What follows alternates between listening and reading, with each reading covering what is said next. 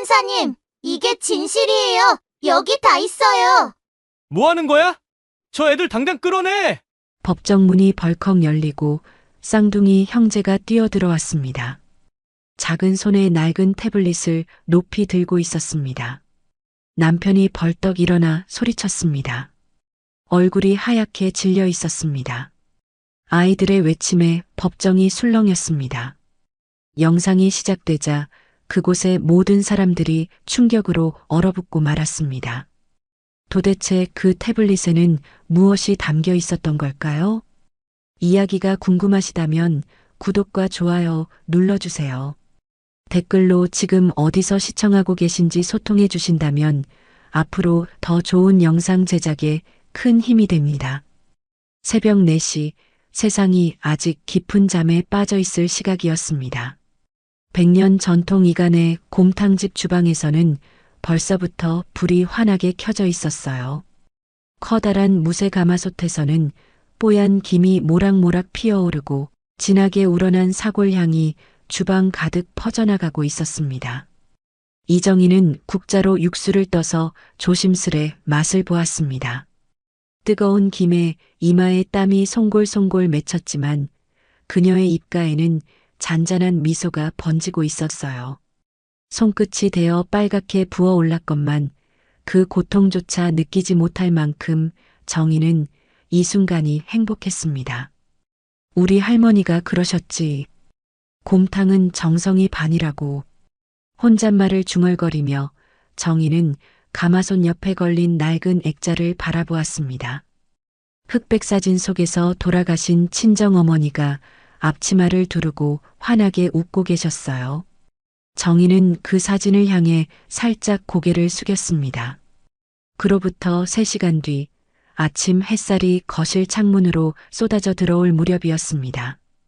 정인이 정성껏 끓인 곰탕이 식탁 위에 김을 피우며 놓여 있었어요. 하얀 국물 위로 파 송송 썬 것이 떠 있고 밥알이 국물에 살짝 풀어져 먹음직스러운 모습이었습니다. 그때 출근 준비를 마친 남편 민석이 식탁으로 다가왔습니다. 정희는 기대에 찬 눈으로 남편을 바라보았어요.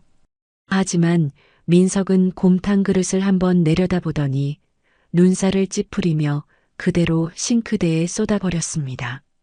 내가 집에서까지 이 촌스러운 누린내를 맡아야 해? 격떨어지게. 콸콸 흘러내리는 하얀 국물을 바라보며 정인의 얼굴이 하얗게 질렸습니다.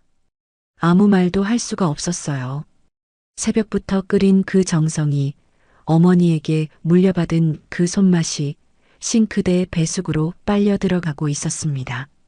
엄마, 나 곰탕 먹을래.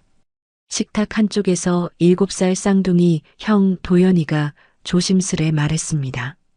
그 순간 민석의 표정이 순식간에 바뀌었어요. 그는 도연이에게 다가가 볼에 뽀뽀를 하며 상냥하게 말했습니다. 우리 아들 영재원 숙제는 다 했어? 아빠가 저녁에 선물 사다 줄게. 바로 그때 동생 도윤이가 밥을 한 숟갈 떠먹다 그만 밥알 몇 개를 흘리고 말았습니다. 그러자 민석의 눈빛이 싸늘하게 변했어요. 에이구, 저 녀석 칠칠 맞은 건지 애미 닮아서 그래. 탁! 민석이 수저를 내려놓는 소리가 식탁에 날카롭게 울렸습니다. 도윤이는 고개를 푹 숙인 채 입술을 깨물었고 도연이는 동생의 손을 식탁 밑에서 꼭 잡아주었습니다. 민석이 출근하고 얼마 지나지 않아 시어머니 오 여사가 느릿느릿 거실로 나왔습니다. 정희는 얼른 인사를 올렸어요. 어머님, 안녕히 주무셨어요? 아침 드실래요? 대답 대신 오 여사는 곧장 냉장고 문을 벌컥 열었습니다. 곰탕 육수가 담긴 대형 용기들이 빼곡히 들어차 있는 것을 확인하더니 얼굴이 험상궂게 일그러졌어요. 전기세가 아까운 줄도 모르고 이 집이 내 가게야? 시어머니의 손바닥이 정인의 등짝을 세게 내리쳤습니다. 퍽 하는 둔탁한 소리와 함께 정인이 비틀거렸어요. 정인은 죄인처럼 고개를 숙이며 연신 죄송합니다. 어머님하고 되뇌었습니다. 문득 정인의 머릿속에 9년 전 기억이 스쳐 지나갔습니다. 시집 오던 날 같은 시어머니가 정인의 두 손을 꼭 잡으며 했던 말이었어요. 우리 집안을 빛낼 며느리가 왔구나. 이간의 곰탕 솜씨 내가 다 들었다. 잘 왔어, 잘 왔어. 그때의 따스했던 눈빛이 지금은 왜 이토록 차갑게 변해버린 걸까요? 정희는 눈시울이 붉어지는 것을 애써 참으며 싱크대를 닦기 시작했습니다. 저녁 무렵 퇴근한 민석이 현관에서 정인을 불렀습니다. 이상하게도 그의 목소리가 부드러웠어요. 여보, 이리 와봐. 당신 요즘 안색이 너무 안 좋아서 내가 특별히 구한 거야. 민석이 손에 든 것은 파란색 알약 2개였습니다. 미국에서 공수한 뇌 영양제야. 어서 먹어. 민석은 마치 다정한 남편처럼 정인의 입에 직접 알약을 넣어 주었습니다. 정인은 고맙다는 표정으로 약을 삼켰어요. 그런데 바로 그 순간 현관 옆 거울에 민석의 얼굴이 비쳤습니다. 방금 전까지의 다정함은 온데간데 없이 사라지고 차갑게 굳어버린 표정이 거울 속에 또렷이 드러났어요. 1시간쯤 지났을까요? 설거지를 하던 정인의 시야가 갑자기 흐릿해지기 시작했습니다. 손에 들고 있던 접시가 와장창 바닥에 떨어져 산산조각이 났어요. 정인은 무릎을 꿇고 조각을 주우려 했지만 손이 심하게 떨려 제대로 집을 수가 없었습니다. 반쯤 열린 방문 틈으로 쌍둥이가 이 모습을 지켜보고 있었습니다. 형아, 엄마 또 비틀거려. 도윤이가 불안한 목소리로 속삭였어요. 도연이의 표정이 심각하게 굳었습니다. 아빠가 준 약 먹고 나서부터야. 이상해, 뭔가 이상해. 그 시각 민석은 회사 대표실 소파에 편하게 누워 있었습니다. 그의 머리는 내연녀 최유라의 무릎 위에 얹혀 있었어요. 유라가 민석의 머리칼을 쓰다듬으며 물었습니다. 그 여자, 이제 어떻게 되는 거야? 민석이 비릿한 웃음을 지었습니다. 그년 이제 숟가락 들 힘도 없을걸? 곰탕 특허만 넘겨받으면 끝이야. 같은 시각 회의실에서는 투자자들과의 미팅이 막 끝난 참이었습니다. 민석의 비서가 속삭였어요. 대표님, 투자자분들이 특허권 확보 일정 다시 물으셨습니다. 민석이 전화기를 들어 투자자에게 직접 말했습니다. 걱정 마십시오. 처가 특허권 이번 달 안에 확보합니다. 깊은 밤 온 집안이 잠든 시각이었습니다. 그런데 거실에서 이상한 기척이 났어요. 약 기운에 취한 정인이 몽유병 환자처럼 거실을 배회하고 있었습니다. 허공을 향해 손을 뻗으며 중얼거렸어요. 육수 불 꺼야 해. 가마솥 타면 안 돼. 어둠 속에서 민석이 휴대폰을 들고 이 모습을 촬영하고 있었습니다.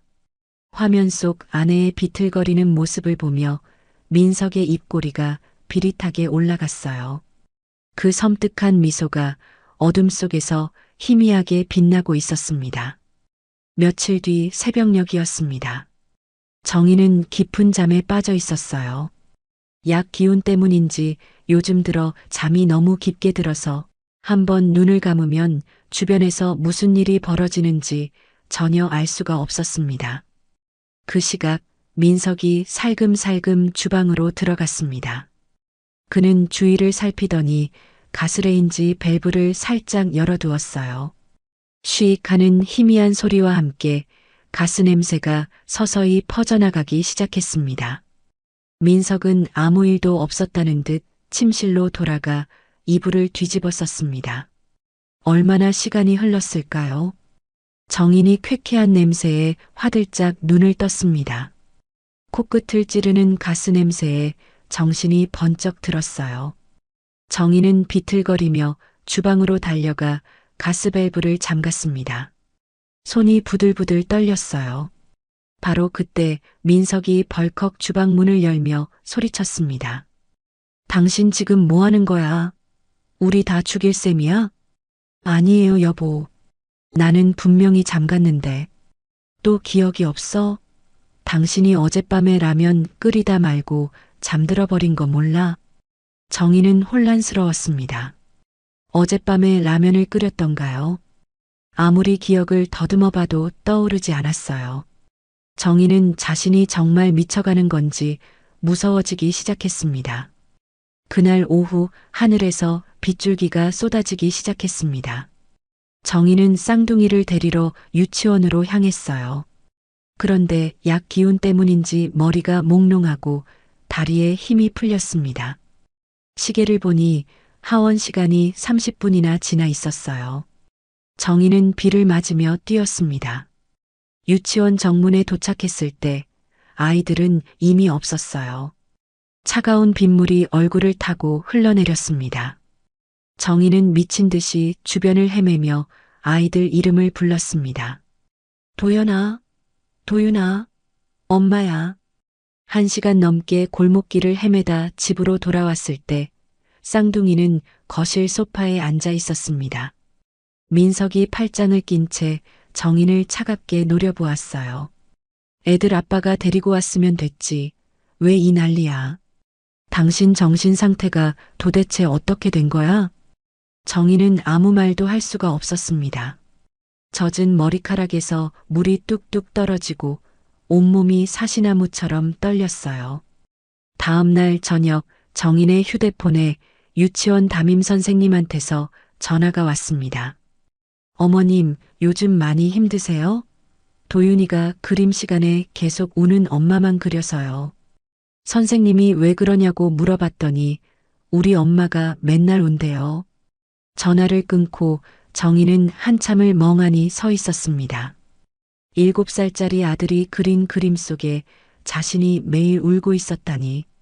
정희는 가슴이 칼로 도려내는 것처럼 아팠습니다. 며칠 뒤 민석이 정인의 손을 잡고 어디론가 데려갔습니다. 당신 건강이 너무 걱정돼서 내가 예약해뒀어. 그냥 검진이야, 검진. 도착한 곳은 번듯한 정신과 병원이었습니다. 의사는 정인에게 단 한마디 질문도 하지 않았어요. 서류만 훑어보더니 고개를 절레절레 저었습니다. 조기 치매 증상이 심각하시네요. 당장 입원 치료가 필요합니다. 네, 무슨 말씀이세요? 저는 괜찮은데요. 환자분들이 다 그렇게 말씀하세요. 본인은 모르시는 겁니다. 민석이 옆에서 걱정스러운 척 연기했습니다. 선생님, 제가 옆에서 돌볼게요. 약 처방만 해주세요. 병원을 나오는 길 정희는 다리에 힘이 풀려 벽에 기대야 했습니다. 내가 정말 치매라고? 내가 미쳐가고 있는 거라고? 머릿속이 하얘지는 것 같았어요. 그날 밤 정희는 화장실 거울 앞에 서서 자신의 초라해진 얼굴을 바라보았습니다. 푹 꺼진 눈, 핏기 없는 입술, 푸석푸석해진 피부. 불과 몇 달 전까지만 해도 이렇지 않았는데요. 내가 미쳐가나 봐. 이러다 우리 애들한테 짐이 되겠지. 눈물이 볼을 타고 주르륵 흘러내렸습니다. 정희는 거울 속 자신을 향해 속삭였어요. 나는 누구지? 나는 왜 이렇게 됐지? 대답해주는 사람은 아무도 없었습니다. 일주일 뒤 집에 낯선 여자가 찾아왔습니다. 화려한 옷차림에 진한 향수 냄새가 거실 가득 퍼졌어요. 민석이 소개했습니다. 인테리어 컨설턴트야. 집 좀 바꿔보려고. 최유라라는 그 여자는 거실을 둘러보다가 벽에 걸린 정인의 웨딩 액자 앞에서 멈췄습니다. 어머, 이건 좀 촌스럽네요. 이거부터 버리죠? 유라가 민석에게 윙크했습니다. 정희는 그 눈빛이 심상치 않다는 걸 느꼈어요. 하지만 머리가 멍해서 제대로 생각할 수가 없었습니다. 바로 그때 도윤이가 주스 잔을 들고 지나가다 그만 유라의 명품 치마 위에 주스를 쏟아버렸습니다. 어머, 손이 미끄러졌네요? 도윤이가 해맑은 표정으로 말했어요. 유라의 얼굴이 시뻘겋게 달아올랐습니다. 이게 얼마짜리 치마인데. 유라가 손을 들어 올리려다가 민석이의 눈치를 보며 겨우 손을 내렸습니다. 그날 밤 쌍둥이는 이불 속에서 머리를 맞대고 속삭였습니다. 형아, 엄마 왜 저래? 왜 자꾸 비틀거리고 자꾸 울어? 몰라. 근데 아빠가 이상해. 아빠가 엄마한테 주는 약 있잖아. 그거 먹고 나서부터 엄마가 이상해진 거야. 그럼 우리가 그 약 없애버리면 안 돼? 도연이가 고개를 끄덕였습니다. 두 아이의 눈빛이 어둠 속에서 반짝였어요. 다음 날 도연이는 아빠의 서랍에서 엄마 약통을 몰래 꺼내 숨기려 했습니다. 그런데 하필 그 순간 민석이 방문을 열었어요. 민석의 얼굴이 무섭게 일그러졌습니다. 너 지금 뭐 하는 거야? 민석이 도연이의 손목을 낚아챘습니다. 아이의 가느다란 손목이 아버지의 큰 손에 꽉 잡혔어요. 아빠 물건에 손 떼면 도둑놈이야. 알았어? 도연이는 아프다는 말도 못하고 입술만 깨물었습니다. 그로부터 며칠 뒤 정인이 저녁 준비를 하고 있었습니다. 국을 저으려던 손이 갑자기 덜덜 떨리기 시작했어요. 시야가 빙글빙글 돌았습니다. 정인은 자신도 모르게 입에서 거품을 물며 주방 바닥에 쓰러졌습니다. 쿵 하는 소리에 민석이 주방으로 들어왔습니다. 하지만 그는 119에 전화하는 대신 천천히 정인의 몸을 돌려눕혔어요. 거실 CCTV에 잘 보이는 각도로요. 이 정도면 됐겠지. 민석의 입꼬리가 차갑게 올라갔습니다. 바닥에 쓰러진 정인의 창백한 얼굴 위로 형광등 불빛이 차갑게 내리쬐고 있었습니다. 정인이 눈을 떴을 때 낯선 하얀 천장이 보였습니다. 코끝에서 소독약 냄새가 났어요. 여기가 어디지? 정인은 무거운 눈꺼풀을 간신히 들어올리며 주위를 둘러보았습니다. 병원 침대 위였어요. 정신 들어? 차가운 목소리에 고개를 돌리니 민석이 창가에 서 있었습니다. 그의 손에는 서류 봉투가 들려 있었어요. 민석은 그 봉투를 정인의 가슴팍 위로 툭 던졌습니다. 당신 정신병 때문에 더는 못 살겠어. 이혼해. 정인은 떨리는 손으로 서류를 펼쳤습니다. 이혼 합의서였어요. 양육권 포기 각서까지 함께 들어 있었습니다. 눈앞이 캄캄해졌어요. 여보, 내가 뭘 잘못했는데. 애들은 어떡하고. 당신 같은 정신병자한테 애들을 맡길 수 없어. 법원에서도 인정할걸. 민석은 뒤도 돌아보지 않고 병실을 나갔습니다. 정인은 서류를 끌어안은 채 소리 없이 울었습니다. 차가운 병실 공기가 온몸을 감싸고 형광등 불빛만 무심하게 내리쬐고 있었어요. 퇴원 후 정인은 집으로 향했습니다. 아이들 얼굴이라도 봐야겠다는 일념뿐이었어요. 하지만 현관 앞에서 발걸음이 멈췄습니다. 도어락 비밀번호가 바뀌어 있었어요. 몇 번을 눌러봐도 문은 열리지 않았습니다. 도연아, 도윤아, 엄마야. 정인이 문을 두드리며 소리쳤습니다. 그때 엘리베이터에서 경찰 2명이 내렸어요. 이정인 씨 맞습니까? 접근 금지 가처분 명령이 내려졌습니다. 이 댁에 접근하시면 안 됩니다. 네, 그게 무슨 말이에요? 여기 제 집이에요. 제 아이들이 안에 있다고요. 법원 명령입니다. 돌아가 주십시오. 경찰에게 팔을 잡혀 끌려 나오면서 정인은 뒤를 돌아보았습니다. 창문 너머로 쌍둥이의 얼굴이 희미하게 보였어요. 아이들이 유리창에 손바닥을 대고 엄마를 부르고 있었습니다. 정인은 그 자리에 주저앉아 통곡했습니다. 다음 날 정인은 은행을 찾았습니다. 친정에서 물려받은 유산과 곰탕집 한 돈이 있었어요. 당장 살 곳을 마련해야 했습니다. 정인은 번호표를 뽑고 떨리는 마음으로 기다렸어요. 이정인 고객님, 이번 창구로 오세요. 창구 직원이 컴퓨터 화면을 보더니 난처한 표정을 지었습니다. 고객님, 죄송합니다만 남편분 대리인 위임장으로 전액 인출되었습니다. 전액이요? 그게 무슨... 장고가 영원입니다. 정인의 귀에서 윙 하는 소리가 났습니다. 수십 년간 모은 돈, 어머니가 물려준 유산, 땀 흘려 일군 가게 판 돈. 전부요. 전부 사라졌어요. 안 돼요. 확인 좀 다시 해주세요. 제 돈이라고요. 정인은 창구를 붙잡고 절규했습니다. 직원들이 달려와 말렸지만 정인은 은행 바닥에 주저앉아 흐느꼈어요.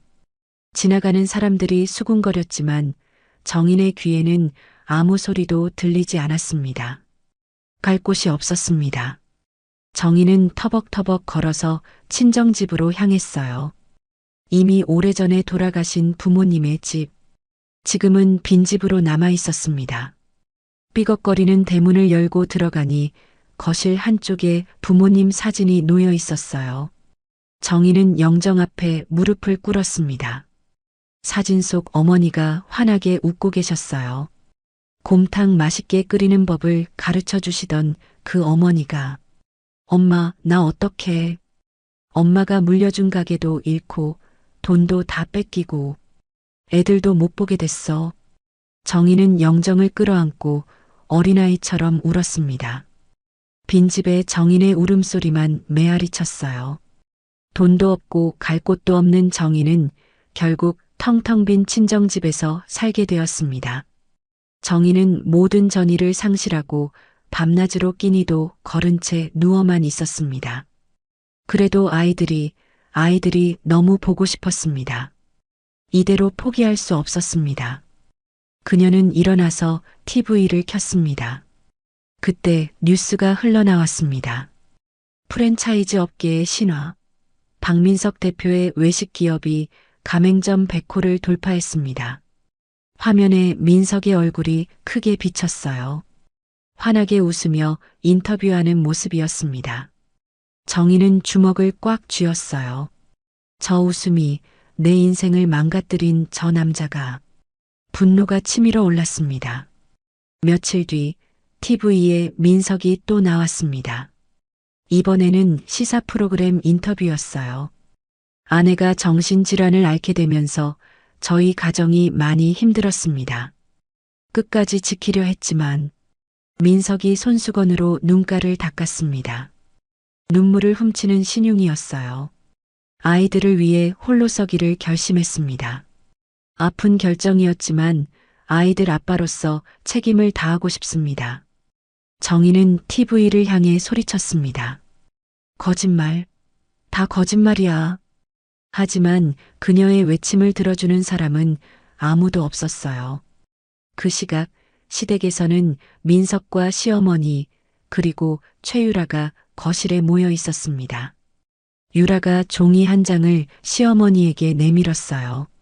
어머님, 저 임신했어요. 초음파 사진이에요. 딸이래요. 시어머니 오 여사의 얼굴이 환해졌습니다. 어머, 딸. 우리 민석이가 드디어 딸을 보는구나. 오 여사가 덩실덩실 춤을 추었어요. 유라와 민석이 눈을 맞추며 비릿하게 웃었습니다. 그 초음파 사진이 가짜라는 것은 아무도 몰랐습니다. 쌍둥이는 방에 갇힌 채 이 소리를 듣고 있었어요. 도윤이가 이불을 꽉 움켜쥐며 속삭였습니다. 형아, 우리 버려지는 거야? 도연이가 동생의 손을 잡았습니다. 아니야. 우리가 엄마 구해야 해. 도연이는 서랍에서 낡은 노트를 꺼냈어요. 거기에는 아빠의 수상한 행동들이 빼곡히 적혀 있었습니다. 3월 5일 아빠가 엄마 약에 뭔가 넣음. 3월 8일 아빠가 이상한 아줌마랑 통화함. 3월 12일 할머니가 엄마한테 소금 뿌림. 도연이는 연필을 들고 오늘 날짜를 적었습니다. 다음 날 정인의 핸드폰으로 전화가 왔습니다. 엄마. 도윤이의 목소리였습니다. 정인의 심장이 쿵쾅거렸어요. 도윤아, 너 어떡해? 어린이집에서 선생님한테 부탁해서 전화한 거야. 엄마 밥 먹었어? 정희는 울음을 삼키며 대답했습니다. 응, 엄마 괜찮아. 너희는 밥 잘 먹고 있어? 응. 엄마 걱정 마. 아빠가 이상한 짓 하면 우리가 다 적어놓고 있어. 형아가 노트에 적어. 전화가 끊어진 뒤 정희는 한참을 그 자리에 서 있었습니다. 8살짜리 아이들이 엄마를 지키려고 증거를 모으고 있다니 가슴이 찢어지는 것 같았어요. 다음 날 저녁 정희는 한강변에 앉아 있었습니다. 검은 강물이 도시의 불빛을 받아 일렁이고 있었어요. 손에는 쌍둥이 사진이 들려 있었습니다. 해맑게 웃고 있는 두 아이의 얼굴. 죽을까? 문득 그런 생각이 스쳤습니다. 이렇게 사는 것보다 차라리. 하지만 사진 속 아이들의 눈이 정인을 붙잡았어요. 정인은 이를 악물었습니다. 주먹을 꽉 쥐었어요. 아니야. 죽더라도 내 새끼들은 찾고 죽는다. 저것들한테 이대로 당하고만 있을 순 없어. 정인은 자리에서 일어났습니다. 흐릿했던 눈빛에 불꽃이 일기 시작했어요. 이제부터 싸워야 했습니다. 아이들을 위해 그리고 자신의 삶을 위해. 며칠 뒤 정희는 시댁 근처를 서성이고 있었습니다. 접근 금지 명령이 내려졌지만 아이들 얼굴이라도 멀리서 봐야겠다는 마음이었어요. 정희는 모자를 깊이 눌러쓰고 담장 너머를 훔쳐보았습니다. 마침 시어머니 오 여사가 대문을 열고 나왔어요. 정희는 숨을 죽였습니다. 그런데 시어머니의 손가락에서 뭔가 반짝이는 게 보였어요. 정희는 눈을 비볐습니다. 설마. 그건 틀림없이 정인의 예물 다이아 반지였습니다. 결혼할 때 친정 어머니가 물려주신 세상에 하나뿐인 그 반지요. 정희는 참을 수가 없었어요. 담장 뒤에서 나와 시어머니 앞에 섰습니다. 어머님, 그 반지. 오 여사가 정인을 보더니 눈을 동그랗게 떴습니다. 그리고는 이내 얼굴을 찡그렸어요. 아니, 이게 누구야? 쫓겨난 년이 왜 여길 와? 어머님, 그건 제 예물이에요. 제발 돌려주세요. 오 여사가 콧방귀를 뀌었습니다. 이거 유라가 준 거야. 넌 가짜나 끼고 다녔으면서 무슨. 정희는 할 말을 잃었습니다. 분명히 진짜인데 자신이 9년간 손가락에 끼고 있던 반지인데 시어머니가 뻔뻔하게 내 것이라고 우기고 있었어요. 어머님 제발. 그때 오 여사가 현관 옆에 있던 굵은 소금 봉지를 집어들었습니다. 그리고는 정인을 향해 소금을 뿌리기 시작했어요. 재수음 붙는다. 썩 꺼져. 이 집에 얼씬도 하지 마. 하얀 소금이 정인의 머리 위로, 어깨 위로 쏟아졌습니다. 정인은 소금 세례를 맞으며 뒷걸음질 쳤어요. 그 모습을 동네 아줌마 서너 명이 지켜보고 있었습니다. 어머, 저 여자 누구야?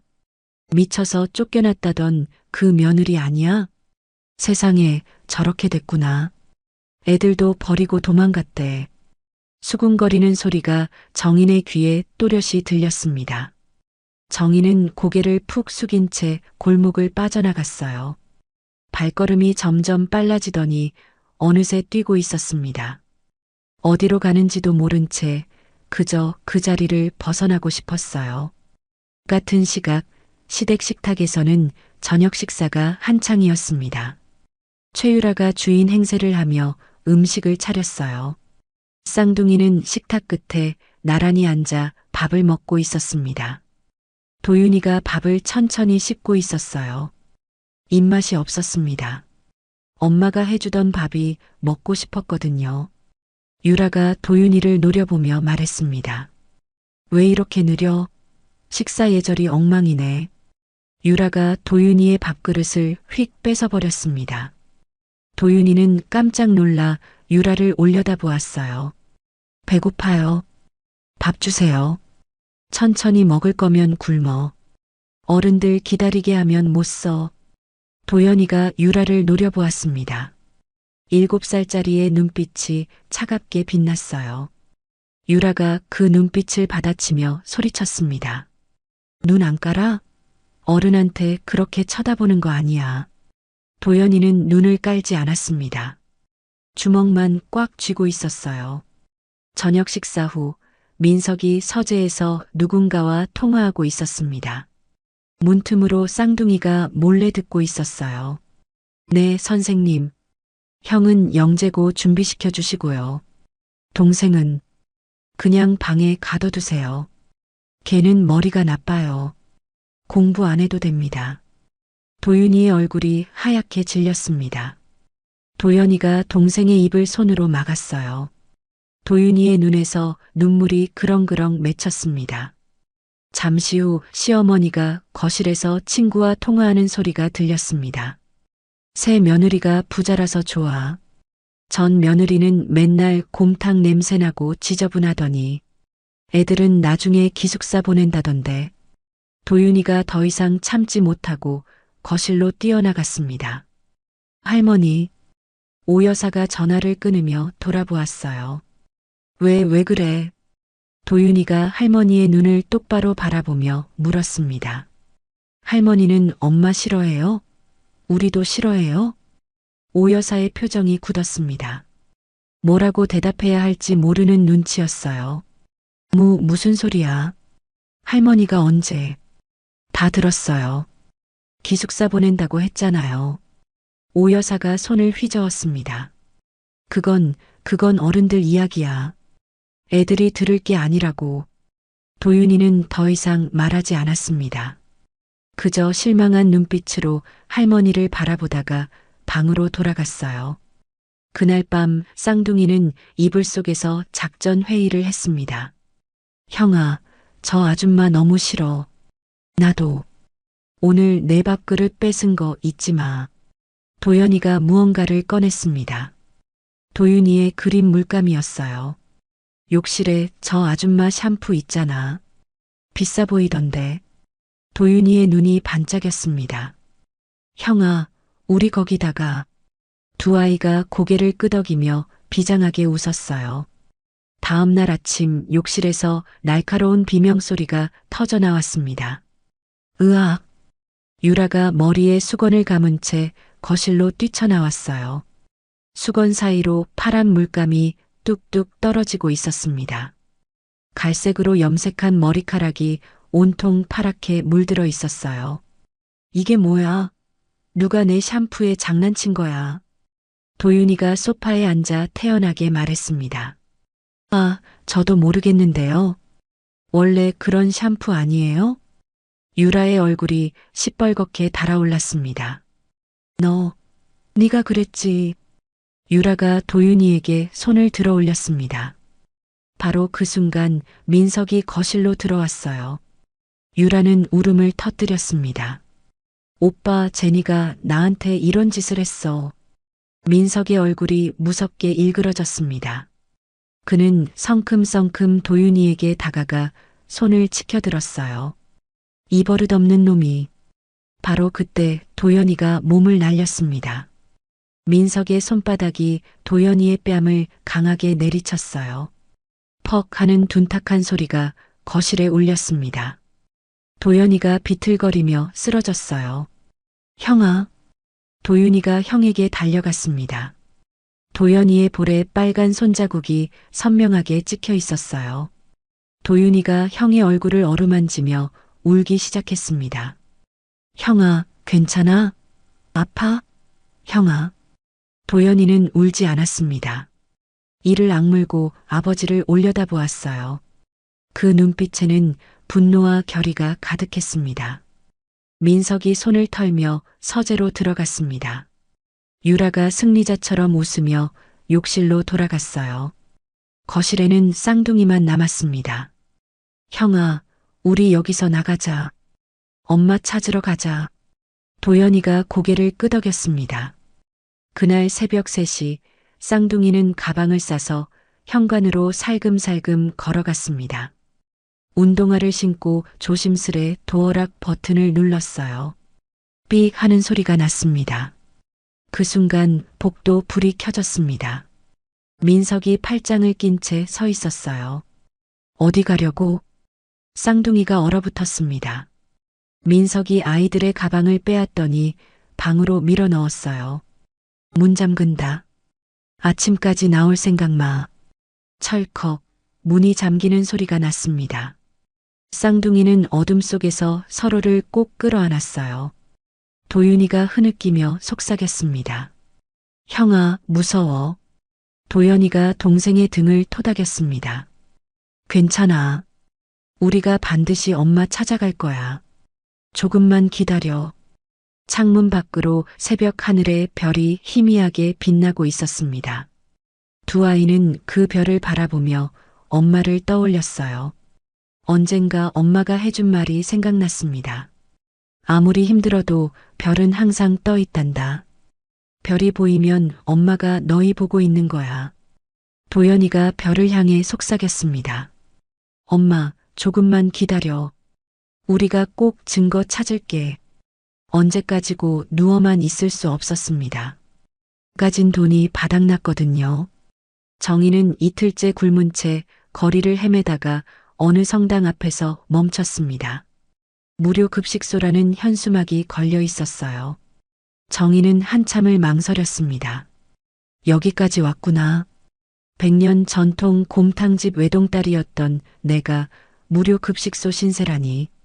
하지만 굶주린 배는 자존심보다 강했어요. 정희는 고개를 숙이고 급식소 안으로 들어갔습니다. 줄을 서서 밥을 받아들고 구석자리에 앉았습니다. 떨리는 손으로 숟가락을 들었어요. 밥 한 숟갈을 입에 넣는 순간 눈물이 왈칵 쏟아졌습니다. 따뜻했습니다. 며칠 만에 먹는 따뜻한 밥이었어요. 밥을 다 먹고 일어서려는데 급식소를 운영하는 할머니가 다가왔습니다. 흰 머리에 자그마한 체구, 하지만 눈빛이 따뜻한 분이었어요. 밥 좀 더 먹을래? 남은 거 있어. 아니에요, 괜찮습니다. 에이, 괜찮긴. 얼굴이 반쪽이 됐는데. 할머니가 정인의 손을 잡아 끌었습니다. 주방으로 데려가더니 국 한 그릇을 더 내밀었어요. 정희는 얼떨결에 국을 받아들었습니다. 여기서 일손 좀 도와줄 수 있어? 밥은 실컷 먹여줄게. 정희는 고개를 끄덕였습니다. 갈 곳도 없고 할 일도 없었으니까요. 그날부터 정희는 급식소에서 일하기 시작했습니다. 설거지를 하고 국을 끓이고 밥을 퍼주었어요. 손에 익은 일이었습니다. 곰탕집에서 수십 년간 해온 일이었으니까요. 며칠이 지난 어느 날 급식소 할머니가 정인이 끓인 국을 맛보더니 눈을 동그랗게 떴습니다. 손맛이 보통이 아니네. 혹시 요식업 했어? 정인은 잠시 망설이다 대답했습니다. 네, 곰탕집을 했었어요. 오래전에요. 아이고, 그랬구나. 어쩐지 국물 맛이 예사롭지 않더라. 할머니가 정인의 손을 꼭 잡았습니다. 힘든 일이 있었나 보구나. 괜찮아. 여기서 천천히 쉬어. 누구든 다시 일어설 수 있어. 정인은 그 말에 가슴이 뭉클해졌습니다. 오랜만에 듣는 따뜻한 말이었어요. 그날 점심시간 급식소에 허름한 차림의 남자가 들어왔습니다. 헝클어진 머리에 낡은 점퍼를 입고 있었어요. 언뜻 보면 노숙자 같았습니다. 그 남자가 정인이 끓인 국을 한 숟갈 떠먹더니 갑자기 숟가락을 멈췄습니다. 이 국물 맛. 남자가 고개를 들어 정인을 바라보았습니다. 혹시 이간의 곰탕 아십니까? 정인은 깜짝 놀랐습니다. 네, 이간의 곰탕을 어떻게 해? 20년 전에 단골이었어요. 법원 다닐 때 점심마다 갔었는데 그 집 곰탕 맛을 잊을 수가 없었어요. 지금 이 국물에서 그 맛이 나요. 남자의 눈빛이 진지했습니다. 정희는 가슴이 두근거렸어요. 제가 그 집 딸이었어요. 지금은 아무것도 아니지만요. 남자가 자리에서 일어나 정인 앞으로 다가왔습니다. 그리고는 낡은 지갑에서 명함 한 장을 꺼냈어요. 송판호입니다. 전직 부장판사, 지금은 인권 변호사를 하고 있습니다. 정인은 명함을 받아들고 놀란 눈으로 남자를 바라보았습니다. 이 허름한 차림의 남자가 판사 출신 변호사라니요. 왜 이런 차림으로? 송 변호사가 쓴웃음을 지었습니다. 의뢰인들이 대부분 어려운 분들이라서요. 비싼 양복 입고 다니면 벽을 느끼시더라고요. 그리고 이 동네 급식소 밥이 맛있어서 자주 와요. 송 변호사가 정인의 얼굴을 찬찬히 살폈습니다. 그런데 이간의 곰탕 따님이 왜 여기서 이러고 계십니까? 무슨 사연이 있으신 것 같은데. 정인은 한참을 망설였습니다. 하지만 이상하게도 이 낯선 남자에게 모든 것을 털어놓고 싶었어요. 정인은 그동안의 일을 조심스럽게 이야기하기 시작했습니다.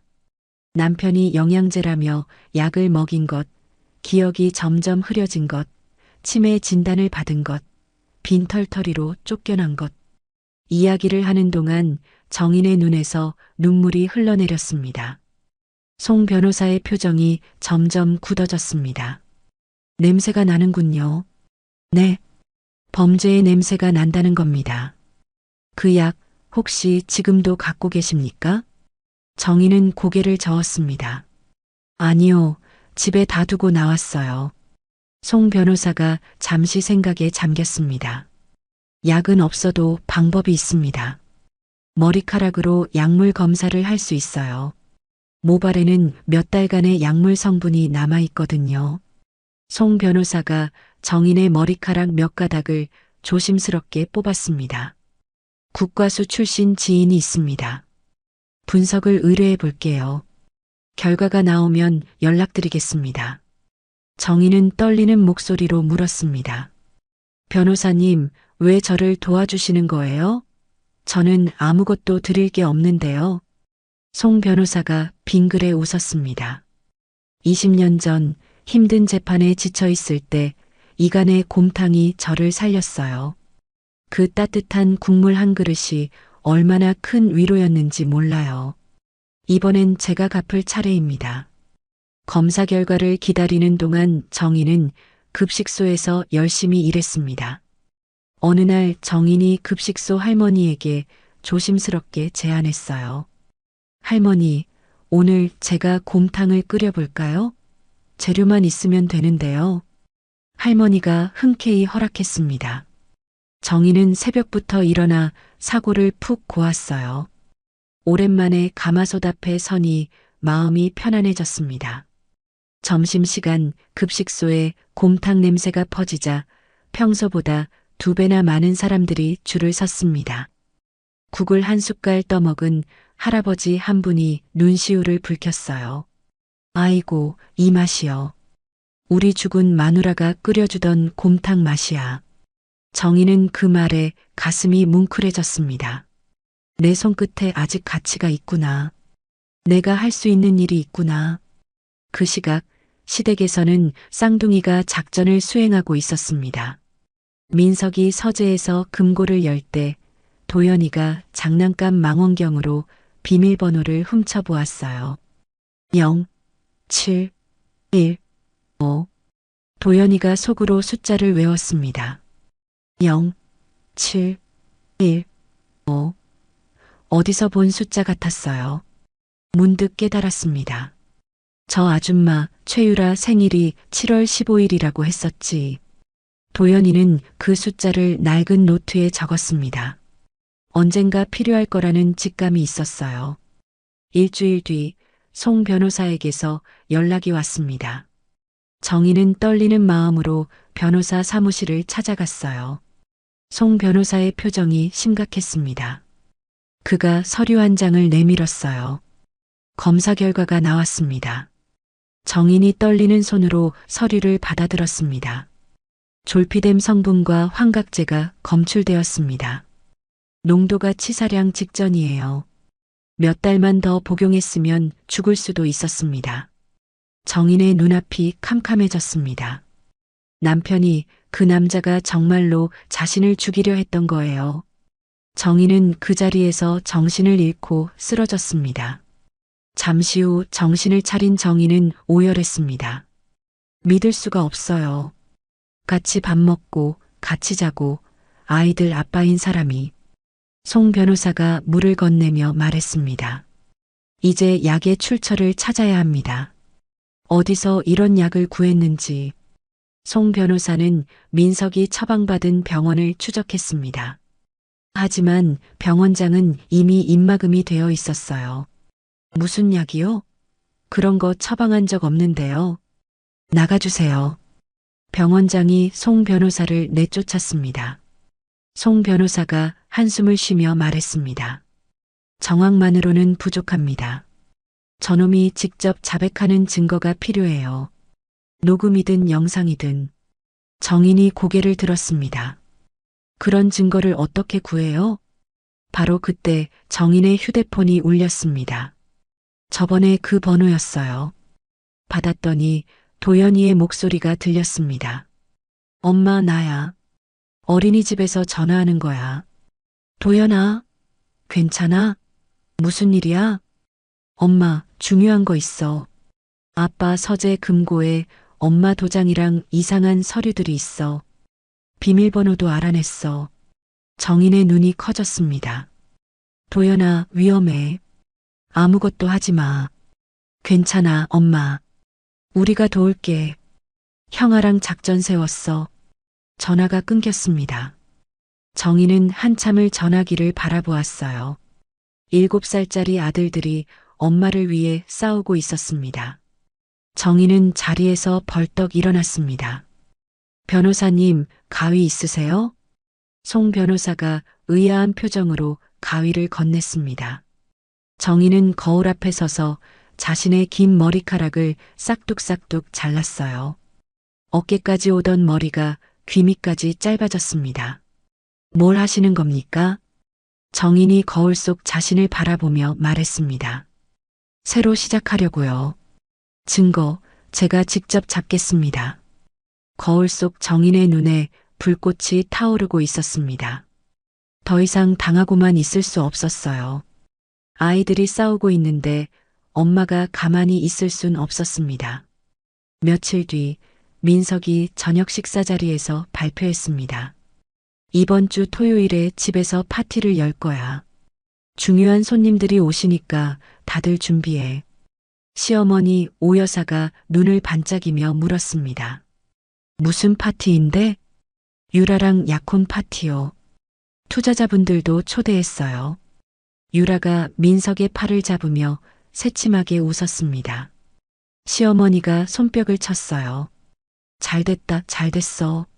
드디어 제대로 된 며느리를 맞는구나. 민석이 쌍둥이를 힐끗 보며 말했습니다. 애들은 파티 동안 방에서 못 나오게 해요. 손님들 앞에서 괜히 사고 칠까봐. 도연이와 도윤이는 고개를 숙인 채 아무 말도 하지 않았습니다. 하지만 식탁 밑에서 두 아이의 손이 꼭 맞잡혀 있었어요. 그날 밤 쌍둥이는 이불 속에 머리를 맞대고 속삭였습니다. 형아, 무서워. 도윤이가 떨리는 목소리로 말했어요. 도연이가 동생의 손을 잡았습니다. 나도 무서워. 근데 엄마 살려야지. 우리밖에 없잖아. 도연이가 베개 밑에서 무언가를 꺼냈습니다. 액정이 금간 낡은 태블릿이었어요. 며칠 전 아빠가 쓰레기통에 버린 엄마의 오래된 태블릿을 도윤이가 몰래 주워온 것이었습니다. 이거 충전해뒀어. 아직 켜져. 도연이가 전원 버튼을 눌렀습니다. 화면에 금이 가 있었지만 작동은 됐어요. 도연이가 카메라 앱을 열어 녹화 버튼을 눌렀습니다. 야, 녹화되는지 테스트해보자. 도윤이가 태블릿 앞에서 손을 흔들었습니다. 재생해보니 도윤이의 얼굴이 선명하게 찍혀 있었어요. 오, 된다. 쉿, 조용히. 두 아이는 이불을 뒤집어 쓴 채 작전을 짰습니다.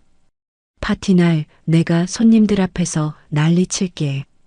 그 사이에 형아가 서재에 이거 숨겨놔. 응. 아빠랑 저 아줌마가 서재에서 이야기하잖아. 그거 다 녹화하는 거야. 도윤이가 걱정스러운 표정으로 물었습니다. 근데 들키면 어떡해? 도연이가 이를 악물었습니다. 안 들켜.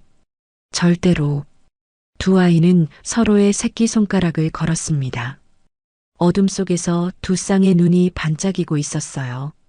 토요일 저녁이 되었습니다. 시댁 거실은 화려하게 꾸며져 있었어요. 샴페인 잔이 반짝이고 고급 음식들이 테이블 위에 차려져 있었습니다. 투자자들과 민석의 사업 파트너들이 하나둘 도착했어요. 유라는 하얀 드레스를 입고 여주인 행세를 했습니다. 시어머니는 손님들에게 연신 인사를 하며 돌아다녔어요. 우리 며느리감이에요. 예쁘죠? 쌍둥이는 방에 갇혀 있었습니다. 도연이가 검은 티셔츠와 검은 바지를 입었어요. 도윤이가 형을 보며 엄지를 치켜 세웠습니다. 형아, 첩보원 같아. 너도 준비해. 신호 보내면 바로 나가는 거야. 도연이가 창문으로 거실을 살폈습니다.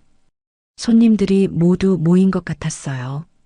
도연이가 고개를 끄덕였습니다. 지금이야. 가.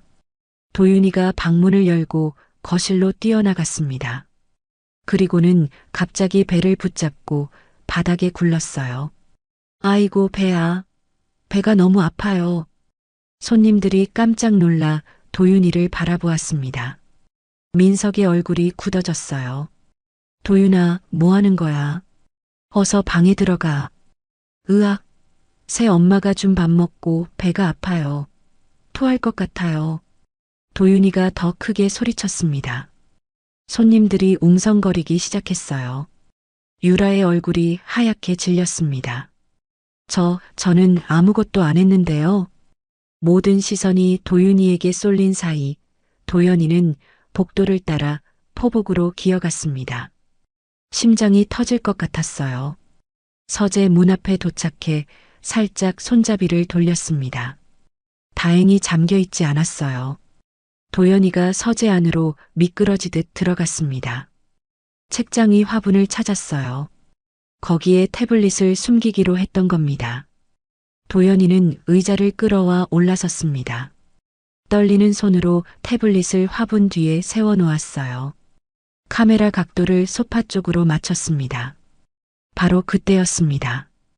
집에서 키우는 고양이가 어느새 서재에 들어와 있었어요. 고양이가 책장 위로 훌쩍 뛰어 올랐습니다. 앞발이 화분을 건드렸어요. 태블릿이 흔들렸습니다. 도연이의 심장이 멎는 것 같았습니다. 태블릿이 떨어지려는 순간 도연이가 손을 뻗어 아슬아슬하게 잡았어요. 고양이가 야옹하고 울며 서재 밖으로 나갔습니다. 도연이는 한참을 그 자리에 서서 거친 숨을 몰아쉬었습니다. 식은땀이 등을 타고 흘러내렸어요. 다시 태블릿 각도를 맞추고 녹화 버튼을 눌렀습니다. 빨간 불이 깜빡이기 시작했어요. 서재 문 밖에서 발소리가 들렸습니다.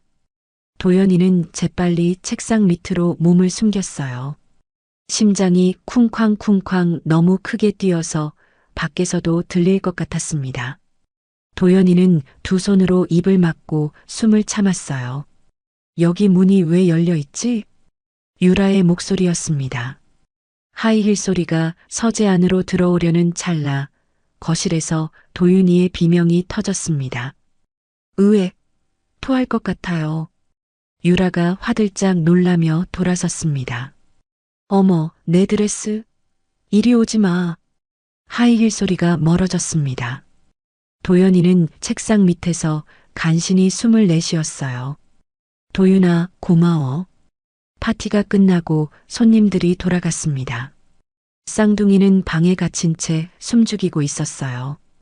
밤 11시쯤 민석과 유라가 서재로 들어가는 소리가 들렸습니다. 서재 소파에 나란히 앉은 두 사람의 모습이 태블릿 화면에 잡혔습니다. 유라가 샴페인 잔을 들며 말했어요. 오늘 파티 성공적이었지? 투자자들 표정 봤어? 민석이 넥타이를 풀며 웃었습니다. 응.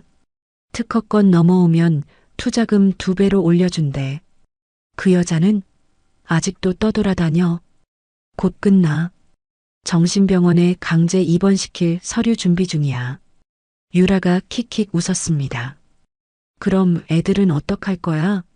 걔네 때문에 오늘도 망신당할 뻔했잖아. 민석이 차갑게 말했습니다. 도연이는 영재니까 데리고 있어야지. 근데 도윤이 그 녀석은 응? 고아원에 처박아 버려. 미국에 좋은 기숙사 있다고 속이면 되지. 유라가 고개를 끄덕였습니다. 그래, 멍청한 애 데리고 있어봤자 골칫덩어리야. 태블릿 화면에 두 사람의 얼굴이 선명하게 담기고 있었습니다. 바로 그때 화면 구석에 배터리 경고가 떴어요. 15%. 삐하는 작은 경고음이 났습니다. 민석이 고개를 갸웃했습니다. 뭐지? 무슨 소리 안 났어? 글쎄 못 들었는데. 유라가 두리번거렸습니다. 민석이 어깨를 으쓱하고 다시 이야기를 이어갔어요. 화분 뒤 태블릿은 묵묵히 모든 것을 녹화하고 있었습니다. 새벽 3시 온 집안이 잠든 시각이었습니다. 쌍둥이가 살금살금 서재로 들어갔어요. 도연이가 의자 위에 올라가 태블릿을 회수했습니다. 배터리는 3%밖에 남지 않았어요. 됐어? 도윤이가 떨리는 목소리로 물었습니다. 도연이가 재생 버튼을 눌렀어요. 화면에 아빠와 유라의 얼굴이 나타났습니다. 소리를 최대한 줄이고 들었습니다. 고아원에 처박아 버려. 그 말이 나오자 도윤이의 눈에 눈물이 그렁그렁 맺혔습니다. 도연이가 동생을 꼭 안아주었어요. 괜찮아. 이제 증거 있어. 우리가 이겼어. 두 아이가 서로를 바라보며 하이파이브를 했습니다. 작은 손바닥이 어둠 속에서 부딪혔어요. 쌍둥이의 얼굴에 비장한 미소가 번졌습니다. 창문 밖으로 동이 트기 시작했습니다. 새벽 하늘이 옅은 분홍빛으로 물들어가고 있었어요. 두 아이는 그 하늘을 바라보며 같은 생각을 했습니다. 엄마, 조금만 기다려. 우리가 꼭 구해줄게. 재판날이 밝았습니다. 흐린 하늘에서 가랑비가 부슬부슬 내리고 있었어요. 정희는 급식소 할머니에게 빌린 낡은 정장을 입고 법원 앞에 섰습니다. 다리가 후들거렸어요. 이 문을 열면 내 인생이 결정된다. 정희는 떨리는 숨을 내쉬었습니다. 괜찮습니다. 제가 옆에 있으니까요. 송 변호사가 정인의 손을 잡아주었습니다. 거칠지만 따뜻한 손이었어요. 정인은 고개를 끄덕이며 법정 문을 밀었습니다. 법정 안으로 들어서는 순간 정인은 숨이 턱 막혔습니다. 원고 측 변호인석에 검은 양복을 입은 변호사들이 5명이나 앉아 있었어요. 대한민국 최고의 로펌 소속이라는 게 한눈에 보였습니다. 고급 만년필과 두툼한 서류철이 테이블 위에 가지런히 놓여 있었어요. 반면 피고 측 변호인석에는 송 변호사 혼자였습니다. 낡은 가방 하나가 전부였어요. 마치 골리앗 앞에 선 다윗 같았습니다. 민석이 원고석에 앉아 있었습니다. 검은 정장에 반듯한 넥타이, 머리는 깔끔하게 빗어 넘겼어요. 영락없는 성공한 사업가의 모습이었습니다. 그 옆에 시어머니 오 여사가 검은 한복을 입고 앉아 있었어요. 마치 며느리에게 당한 불쌍한 시어머니처럼 보이려고 작정한 것 같았습니다. 개정합니다. 판사가 의사봉을 두드렸습니다. 정희는 떨리는 손을 무릎 위에 올렸어요. 송 변호사가 옆에서 작게 속삭였습니다. 침착하세요. 진실은 반드시 드러납니다. 재판이 시작되자마자 민석 측 변호사가 일어섰습니다. 재판장님, 피고 이정인이 원고와 자녀들에게 얼마나 위험한 존재인지 보여드리겠습니다. 증거 영상을 제출합니다. 법정 스크린에 CCTV 영상이 재생되었습니다. 정인이 부엌에서 칼을 든 채 멍하니 서 있는 모습이었어요. 눈이 풀려 있고 표정이 없었습니다. 마치 무언가에 홀린 사람처럼요. 방청석에서 비명이 터졌습니다. 저게 사람이야? 칼을 들고 있어. 정인은 그 영상을 보며 어안이 벙벙했습니다. 기억이 났어요. 그날은 저녁 준비를 하다가 갑자기 어지러워서 잠깐 멈춰 섰던 거였습니다. 약 기운 때문에 머리가 멍했던 날이었어요. 그런데 그 장면만 딱 잘라서 보여주니 마치 흉기를 들고 누군가를 해치려는 것처럼 보였습니다. 재판장님, 저건 오해예요. 저는 요리하다가. 정인이 벌떡 일어나 소리쳤습니다. 판사가 의사봉을 탁 내리쳤어요. 피고는 조용히 하세요. 발언 기회에 말씀하시면 됩니다. 정인은 입술을 깨물며 다시 앉았습니다. 가슴이 터질 것 같았어요. 이어서 증인이 호출되었습니다. 정신과 의사였어요. 민석이 정인을 데려갔던 바로 그 병원의 의사였습니다. 증인, 피고의 정신 상태에 대해 말씀해 주시죠. 의사가 안경을 고쳤으며 말했습니다. 피고는 심각한 망상 장애를 앓고 있습니다. 환청과 환각 증세가 있고 타인을 해칠 위험이 높습니다. 당장 입원 치료가 필요한 상태입니다. 정인은 믿을 수가 없었습니다. 저 의사가 자신을 제대로 진찰한 적도 없었거든요. 단 한 번의 면담도 없이 진단서를 써줬던 사람이었습니다. 거짓말이에요. 저 의사는 저한테 한마디도 안 물어봤어요. 정인이 다시 소리쳤습니다. 판사가 인상을 찌푸렸어요. 피고, 다시 한번 경고합니다. 조용히 하세요. 송 변호사가 정인의 팔을 잡아 진정시켰습니다. 정인은 분해서 눈물이 날 것 같았어요. 다음 증인은 시어머니 오 여사였습니다. 오 여사가 증인석에 앉더니 손수건으로 눈을 닦기 시작했어요. 눈물 한 방울 나지 않는데 연기를 하고 있었습니다. 며느리가 밥에 락스를 탔어요. 저 죽이려고 그랬다고요. 방청석이 술렁였습니다. 정인은 하늘이 무너지는 것 같았어요. 그런 적 없었습니다. 단 한 번도요. 세상에 시어머니를 독살하려고 저런 년이 있나? 방청석에서 수군거리는 소리가 들렸습니다. 정인은 고개를 돌려 방청석을 보았어요. 동네 아줌마들 몇 명이 앉아 있었습니다. 민석이 데려온 것 같았어요. 전현이 애들 버리고 도망갔대. 정신병자래, 정신병자. 그 소리가 정인의 귀에 비수처럼 꽂혔습니다. 정인은 눈을 감았어요. 문득 9년 전 기억이 떠올랐습니다. 시어머니 환갑잔치 날이었어요. 정인이 새벽부터 일어나 상을 차렸습니다. 갈비찜, 잡채, 전, 나물. 정성껏 만든 곰탕도 한솥 끓였어요. 시어머니가 음식을 드시며 환하게 웃었습니다. 정인아, 네가 우리 집안의 복이다. 이 손맛을 어디서 또 찾겠어. 그때의 시어머니와 지금의 시어머니가 같은 사람이라는 게 믿기지 않았습니다. 정인은 이를 악물었어요. 송 변호사가 일어섰습니다. 재판장님, 저희도 증거를 제출하겠습니다. 피고의 모발에서 검출된 약물 검사 결과입니다. 송 변호사가 서류를 제출했습니다. 피고의 모발에서 졸피뎀과 환각 유발 물질이 검출되었습니다. 농도가 치사량에 가깝습니다.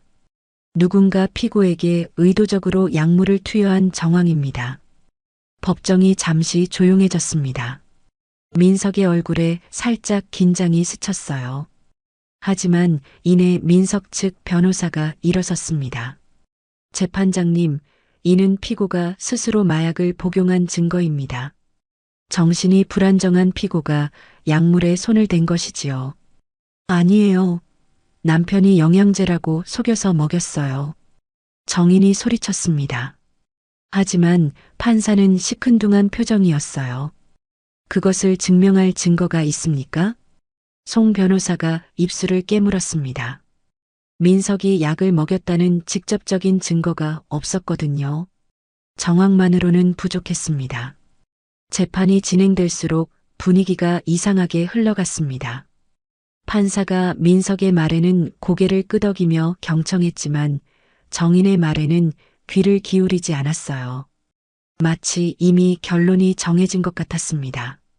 송 변호사가 작게 속삭였습니다. 판사가 매수된 것 같습니다. 저쪽에서 로비를 한 모양이에요. 정인은 눈앞이 캄캄해졌습니다. 돈이면 판사까지 살 수 있는 건가요? 정인은 어디 있는 건가요? 방청석 맨 앞줄에서 최유라가 정인을 바라보고 있었습니다. 하얀 원피스를 입고 다리를 꼬고 앉아 있었어요. 정인과 눈이 마주치자 유라가 입모양으로 말했습니다. 넌 끝났어. 정인은 주먹을 꽉 쥐었습니다. 손톱이 손바닥을 파고들었어요. 판사가 서류를 정리하며 말했습니다. 양측 변론이 끝났으니 판결을 선고하겠습니다. 송 변호사가 급히 일어섰습니다. 재판장님, 저희 측 증인 신문이 아직 충분히 들었습니다. 피고 측 주장은 증거가 부족합니다. 판사가 판결문을 들어올렸습니다. 정인의 심장이 쿵쿵 뛰었어요. 숨을 쉴 수가 없었습니다. 피고 이정인의 양육권을 박탈하며 그 순간 정인의 귀에 아무 소리도 들리지 않았습니다. 양육권 박탈. 아이들을 영영 빼앗긴다는 말이었어요. 정인은 고개를 떨궜습니다. 눈물이 뚝뚝 떨어졌어요. 정인은 주머니에서 쌍둥이 사진을 꺼냈습니다. 해맑게 웃고 있는 도연이와 도윤이. 이 아이들을 다시는 못 안아본다면. 정인의 손이 부들부들 떨렸습니다. 도연아, 도윤아. 엄마가 미안해. 정인이 사진을 가슴에 꼭 끌어안았습니다. 눈물이 사진 위로 뚝뚝 떨어졌어요. 법정 안이 막막한 어둠으로 가득 찬 것 같았습니다. 판사가 판결문을 읽으려고 입을 열었습니다. 바로 그 순간이었어요. 쾅! 법정의 육중한 문이 벌컥 열렸습니다. 법정의 육중한 문이 활짝 열리자 모든 시선이 그쪽으로 쏠렸습니다. 문 앞에 두 아이가 서 있었어요. 똑같은 파란 티셔츠를 입은 쌍둥이 도연이와 도윤이었습니다. 잠깐만요. 도연이가 있는 힘껏 소리쳤습니다. 7살짜리의 목소리가 법정 안을 가득 채웠어요. 정인은 믿을 수 없다는 표정으로 아이들을 바라보았습니다. 도연아? 도윤아? 잠시 전 법정 밖 복도에서 있었던 일이었습니다. 송 변호사의 젊은 조수가 쌍둥이를 데리고 대기하고 있었어요. 아이들은 긴장한 표정으로 법정 문을 노려보고 있었습니다. 형아, 무서워. 도윤이가 형의 손을 꼭 잡았습니다. 도연이가 동생의 손을 꽉 쥐어주었어요. 괜찮아. 우리가 엄마 구하러 왔잖아. 할 수 있어. 조수가 아이들을 데리고 법정 입구로 다가갔습니다. 경비원이 막아섰어요. 법정 안에는 허가 없이 못 들어갑니다. 조수가 침착하게 말했습니다. 판사님이 증인으로 부르셨습니다. 이 아이들이 핵심 증인이에요. 경비원이 잠시 망설였습니다. 바로 그때 도연이가 문 손잡이를 잡았어요. 그리고 힘껏 밀었습니다. 쾅! 문이 열리자 경위 2명이 달려와 아이들을 막으려 했습니다. 도윤이가 경위의 팔을 깨물었어요. 으악! 경위가 비명을 지르며 팔을 뺐습니다. 도윤이가 소리쳤어요. 비켜요. 우리 엄마 살려야 한다고요. 법정 안이 발칵 뒤집혔습니다. 방청석에서 웅성거리는 소리가 터져나왔어요. 저 아이들이 누구야? 피고 자식들이래. 쌍둥이구나. 어머, 얼마나 다급했으면. 판사가 의사봉을 들어 올리려다 말고 아이들을 바라보았습니다. 두 아이의 필사적인 눈빛에 무언가 느낀 것 같았어요. 판사가 손을 내렸습니다. 놔둬봐라. 아이들이 할 말이 있는 모양이다. 민석이 자리에서 벌떡 일어났습니다. 얼굴이 하얗게 질려 있었어요. 재판장님, 저 애들을 당장 데리고 나가세요. 애들이 정신병 걸린 엄마한테 세뇌당한 겁니다. 그 순간 민석의 목소리가 평소와 완전히 달랐습니다. 젠틀하고 교양 있던 말투는 온데간데 없고 거칠고 날카로운 본색이 드러났어요. 방청석 사람들이 그 변화를 눈치챘습니다. 저 사람 뭐야? 갑자기 왜 저래? 도연이가 민석을 똑바로 바라보며 말했습니다. 아빠, 우리 세뇌 안 당했어. 우리 눈으로 봤고 귀로 들었어. 도연이가 뚜벅뚜벅 판사석 앞으로 걸어갔습니다. 작은 손에 액정 깨진 낡은 태블릿이 들려 있었어요. 도연이가 태블릿을 높이 들어 올렸습니다. 판사님, 이게 우리 아빠의 진짜 모습이에요. 판사가 태블릿을 내려다보았습니다. 이게 뭔가? 도윤이가 형 옆으로 달려와 소리쳤습니다. 우리 아빠가 엄마 밥에 독약 넣었어요. 엄마 죽이려고 했어요. 할머니도 다 알면서 모른 척 했어요. 법정이 술렁였습니다. 민석이 이를 악물었어요. 재판장님, 저 녀석들이 완전히 세뇌당한 겁니다. 미친 아내가 애들한테 거짓말을 가르친 거예요. 시어머니 오 여사가 벌떡 일어났습니다. 맞아요. 전현이 애들한테 이상한 걸 주입한 거라고요. 도연이가 고개를 저었습니다. 거짓말하지 마세요. 여기 증거 있어요. 아빠랑 저 아줌마가 하는 말 다 녹화했어요. 판사가 잠시 생각하더니 고개를 끄덕였습니다. 실무관, 저 기기를 모니터에 연결해 보세요. 민석이 다급하게 소리쳤습니다. 재판장님, 애들이 조작한 겁니다. 저건 증거 능력이 없어요. 민석 측 변호사들이 우르르 일어났습니다. 이에 있습니다. 미성년자가 불법으로 녹화한 영상은 증거로 인정될 수 없습니다. 판사가 손을 들어 조용히 시켰습니다. 일단 내용을 확인해 봅시다. 아이들이 목숨 걸고 가져온 것 같으니 실무관이 태블릿을 받아 모니터에 연결했습니다. 케이블을 꽂고 화면을 띄우는 동안 법정 안이 숨막히는 긴장감으로 가득 찼어요. 로딩 화면이 빙글빙글 돌아갔습니다. 도연이의 손이 부들부들 떨렸습니다. 옆에 선 도윤이가 형의 손을 꽉 잡았어요. 두 아이는 서로를 바라보며 눈빛을 교환했습니다. 괜찮아, 우리가 해냈어. 정희는 피고석에서 아이들의 뒷모습을 바라보았습니다. 작은 어깨, 가느다란 팔가지만 굳게 선 두 다리. 8살짜리 아이들이 엄마를 구하려고 법정에 뛰어든 거였어요. 정인의 눈에서 눈물이 주르륵 흘러내렸습니다. 도연아, 도윤아. 송 변호사가 정인의 손을 잡았습니다. 아이들이 해냈습니다. 이제 지켜보세요. 모니터 화면이 켜졌습니다. 처음에는 어두웠어요. 서재의 희미한 조명 아래 두 사람의 얼굴이 서서히 드러났습니다. 민석과 최유라였습니다. 방청석이 웅성거렸습니다. 저 여자 누구야? 아까 맨 앞줄에 앉아있던 여자잖아. 화면 속에서 유라의 목소리가 흘러나왔습니다. 그 여자는 아직도 떠돌아다녀. 민석의 목소리가 이어졌습니다. 곧 끝나. 정신병원에 강제 입원시킬 서류 준비 중이야. 법정이 술렁였습니다. 판사의 눈빛이 날카로워졌어요. 화면 속 대화가 계속되었습니다. 그럼 애들은 어떡할 거야? 도연이는 영재니까 데리고 있어야지. 근데 도윤이 그 녀석은 응? 고아원에 처박아 버려. 그 말이 나오는 순간 법정 안이 얼어붙었습니다. 도윤이가 눈을 질끈 감았어요. 형이 동생의 어깨를 감싸 안았습니다. 방청석에서 탄식이 터져 나왔습니다. 세상에 아버지라는 인간이 친자식을 고아원에? 화면 속 민석의 얼굴이 클로즈업 되었습니다. 비릿하게 웃으며 말하는 입모양이 선명하게 보였어요. 멍청한 애 데리고 있어봤자 골칫덩어리야. 영상이 잠시 멈췄습니다. 배터리 부족으로 화면이 끊긴 것이었어요. 하지만 이미 충분했습니다.